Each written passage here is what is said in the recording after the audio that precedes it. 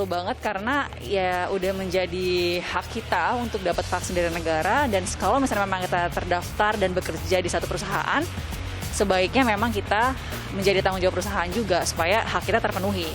Kalau saya menurut saya sih perlu. Tapi kalau misalkan perusahaan tidak mau ngasih, ya kita bisa nunggu sih, karena kan kita sudah mendapatkan jatah nih sebenarnya dari negara, cuman gilirannya aja belum gitu kan. Kita lanjutkan diskusi kita di segmen akhir ini. Telah bergabung bersama kita Cipta Wahyana, wartawan Sinar Kontan. Halo Mas Cipta.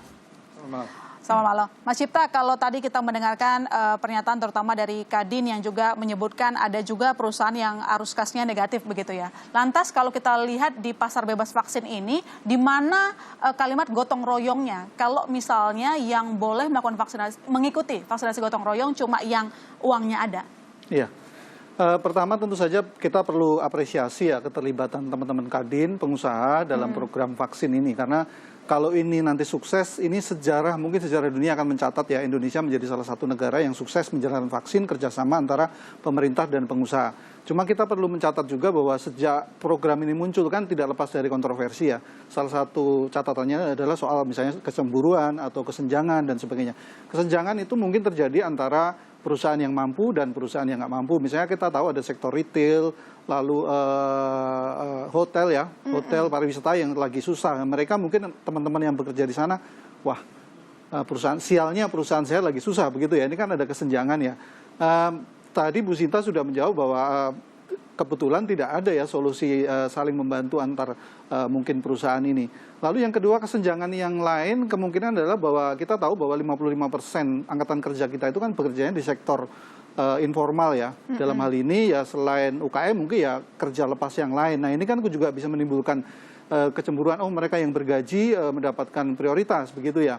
Nah kalau kita lihat dari diskusi malam ini, sebenarnya window satu-satunya supaya hal-hal ini dikurangi ya, kecemburuan dan sebagainya, dan semuanya bisa berjalan mulus, jalan satu-satunya adalah memang program vaksin pemerintah yang reguler.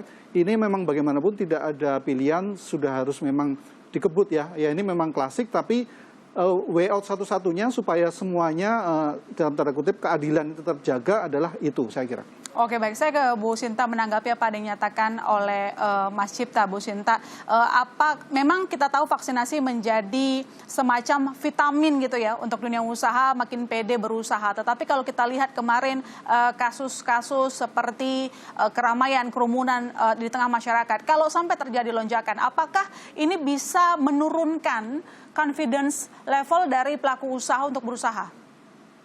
Ya. Jadi memang sekali lagi salah satu hal fundamental yang penting untuk pemulihan ekonomi adalah pengendalian COVID. Dan kita sudah lihat protokol kesehatan tidak cukup, makanya perlu ada program vaksinasi ini. Tapi ini harus berjalan tetap, jadi bersamaan. Jadi walaupun sudah ada vaksinasi, kita tetap tahu protokol kesehatan juga tetap harus diikuti. Jadi ini adalah bukan mengatakan kalau sudah vaksinasi kemudian kita bebas gitu ya, tidak seperti itu. Tapi saya juga mau menggarisbawahi bahwa kembali lagi program vaksinasi reguler yang sudah dijalankan pemerintah itu juga sudah banyak membantu sektor-sektor terdampak. Seperti contohnya kami sudah memfasilitasi juga di mal-mal untuk pekerja retail, transportasi untuk para pekerjanya juga gitu. Jadi ini sudah berjalan juga. Jadi jangan kemudian juga untuk UMKM dan lain-lain. Jadi bukan berarti itu semua di gotong royong gitu. Di yang reguler juga sudah jalan. Ini kita paralel bersama-sama.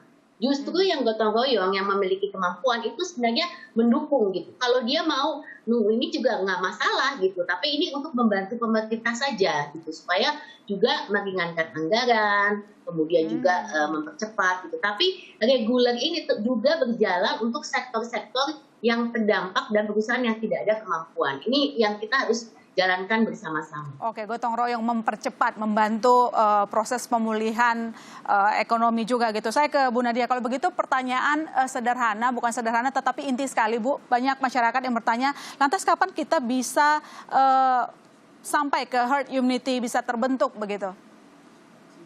Ya, diharapkan kan 70% dari masyarakat itu bisa mendapatkan vaksinasi baru kekebalan kelompok itu terjadi ya. Jadi artinya kita harus bisa mencapai 181,5 juta orang sudah memiliki antibodi di dalam tubuhnya ya.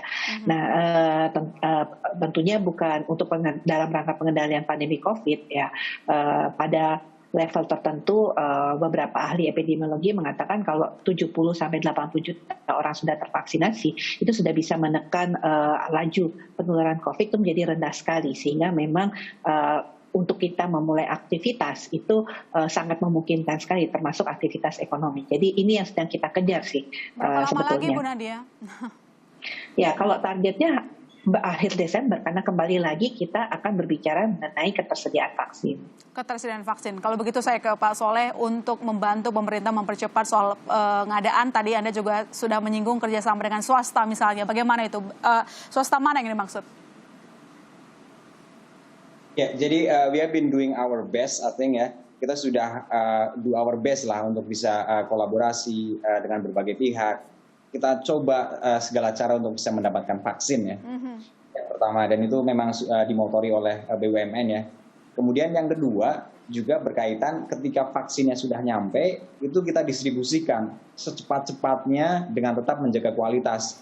Termasuk di dalamnya adalah menggunakan teknologi-teknologi canggih, teknologi digital, untuk memastikan bahwa selain vaksinnya ada, selain vaksinnya sudah diadakan ya, ada di tangannya kita juga jaga kualitasnya sampai ke tangan dari customer atau tangan dari pasien.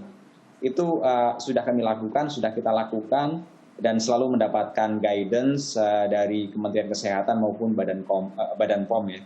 Terus yang terakhir, saya pikir juga align dengan message yang tadi disampaikan oleh Dr. Nadia dan juga oleh Kementerian Kesehatan berulang-ulang ya. Ayo kita berbondong-bondong, kalau vaksinnya ada, ke titik-titik vaksinasi. Karena kita lihat juga di beberapa daerah vaksinnya ada, tapi orang kurang antusias untuk datang untuk mendapatkan vaksinasi, terutama yang lansia ya, yang kita lihat sekarang itu lambat. Jadi ayo kita bareng-bareng, ayo kita spread the news bahwa yang punya prioritas segera datang ke tempat vaksinasi dan mendapatkan vaksin. Karena kalau kita melihat strateginya ya, itu mungkin kita harus mengikuti strateginya Amerika yang mungkin juga sudah diulang-ulang oleh Kementerian Kesehatan. Cara satu-satunya untuk bisa lepas dari pandemi sesegera mungkin adalah vaksin sebanyak-banyaknya, secepat-cepatnya, sehingga bisa herd immunity secepat-cepatnya. Oke, berarti seperti Amerika. Lantas negara-negara mana lagi yang mungkin punya potensi bisa memberikan pasokan lebih vaksin ke kita? Termasuk tadi dengan Amerika juga kita sudah mulai mendekati ya. Mereka kan sudah boleh dibilang sudah hampir selesai ya. Dan mereka sudah ijon dengan jumlah yang jauh lebih besar dari kebutuhannya mereka. Jadi berkali juga, siapa tahu kita bisa pinjam gitu ya. Amin kalau begitu. Saya ke Mas Cipta. Mas Cipta, dengan penjelasan tadi kita semua punya komitmen gitu ya. Pelaku usaha juga bilang bakalan lebih oke, lebih pede kalau vaksinasi bisa segera kita lakukan. Bio Farma juga menyatakan komitmennya, pun tentu saja pemerintah begitu. Lantas apakah hal-hal ini, upaya-upaya yang kita lakukan, kolaborasi terutama vaksin gotong royong yang sudah kita lakukan, bisa memberikan confidence juga di market, di pasar saham? Iya, menarik ya mencermati pasar saham kita ini. Sejak awal tahun sebenarnya kita tidak kurang sih sentimen positif ya. Kita bisa catat misalnya dari konsumsi masyarakat menengah atas sudah mulai belanja dengan kenaikan penjualan otomotif, properti, lalu kita tahu PMI manufaktur rekor, indeks keyakinan konsumen juga kembali ke level optimistis, lalu kita tahu juga harga-harga komoditas terus naik. Tetapi ironisnya bursa saham kita masih tidak kemana-mana, bahkan cenderung negatif ya. 3 bulan terakhir kita lihat minus 6%, lalu sebulan terakhir minus 4%. Hari ini juga ada pengumuman vaksin gotong royong juga naiknya cuma 0, sekian persen begitu ya. Nah ini memang sebenarnya selama ini ekspektasi pemulihan ini sebenarnya memang sudah menjadi bahan bakar pertumbuhan IHSG sehingga 1 tahun terakhir kurang lebih sudah naik sekitar 26%. Nah pertanyaannya kan sebenarnya orang ini menunggu what next ya. What next itu artinya kalau meminjam istilah beberapa broker asing ya, yang ditunggu, salah satu yang ditunggu yang signifikan misalnya adalah adanya turnaround yang signifikan ya dalam pengelolaan pandemi ini ya. Mungkin kalau kita mau ngambil momentum, Mungkin hari ini ya launching vaksin gotong royong pasti menumbuhkan harapan ya, tapi sekedar launching saya kira market juga masih akan wait and see melihat selanjutnya bagaimana. Nah saya kira kalau kita mau lihat momentum yang penting misalnya angka vaksin sehari 1 juta itu kalau bisa tercapai saya kira sangat signifikan menumbuhkan kepercayaan pelaku pasar ya. Dan apalagi kecepatan itu menjadi sangat penting kalau kita lihat konteks sekali lagi dalam konteks suku bunga global ya. Amerika ini pertumbuhannya cepat sekali, inflasi juga naik tinggi, orang mulai takut mereka menaikkan suku bunga dan berimbas negatif ke pasar finansial kita. Nah ini jadi kita berpacu dengan waktu juga dalam konteks pasar keuangan global. Jadi semakin cepat kita bisa mempercepat program vaksinasi, momentumnya adalah 1 juta vaksin per hari, saya kira confidence market akan semakin tinggi. Baik, kalau begitu gimana Bu Nadia? Apakah mampu 1 juta per hari? Ya, kalau kita hitung ya, Juni sampai dengan Desember itu kurang lebih 7 bulan ya. Okay. Kalau kita bisa mencapai 1 juta per hari, berarti kan kalau 30 kali 7, 210 ya. Kalau 1 juta, 210 juta dong. Ya, nah, mungkin nanti ada up and down.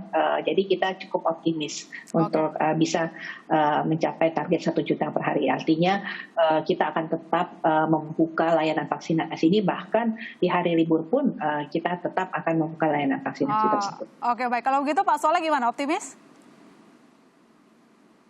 Insya Allah. Insya Allah. Kami tunggu Pak. Semoga kita bisa merealisasikannya. Kalau Bu Sinta gimana dengan pernyataan Bu Nadia tadi dari dunia usaha? Apakah sangat optimis? Kita harus optimis ya. Karena bagaimanapun juga kita mau menunjukkan bahwa ini sesuatu hal yang bisa kita capai bersama-sama. Makanya kita selalu sebutkan, marilah kita bergotong royong. Kita mesti punya rasa positif dan bagaimanapun juga pada akhirnya Indonesia harus keluar dari pandemi ini. Ya baik, terima kasih Bapak dan Ibu. Yang jelas kita semua punya satu suara, pemulihan ekonomi bisa cepat kalau proses vaksinasi juga dapat kita laksanakan dengan baik. Itu semua memang tergantung stok. Tetapi di sini saya sekedar ingin mengingatkan bagi yang mudik kemarin ya, kalau kemarin Semangat 45 menjebol sekatan, memaksa-maksa sampai adu mulut dengan petugas di lapangan, yuk jangan loyo tanggung jawab. Tes PCR seluruh anggota keluarga tidak sekedar antigen, saudara, tapi ingat punya dana mudik artinya siap juga dana tanggung jawab agar tidak menzolimi orang lain. Jadi peduli kesehatan orang lain, peduli kesehatan Anda. Dengan demikian saudara, saya masih serta Regan undur diri dan semua narasumber saya izin pamit. Sampai jumpa Selasa depan.